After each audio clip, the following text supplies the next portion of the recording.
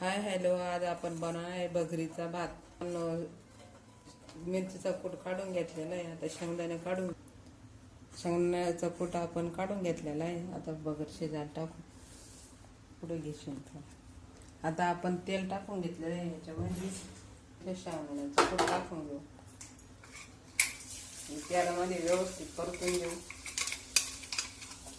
व्यवस्थित तेलामध्ये परतून द्यायचा. वाटलेला मिरचीचा कूट टाकला.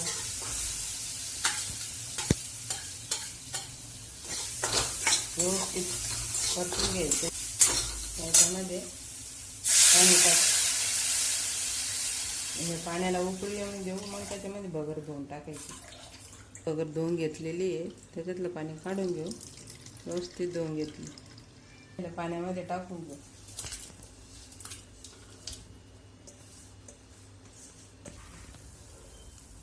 आपली बगर तयार झालेली आहे. आता ही ताटामध्ये काढून घेऊ.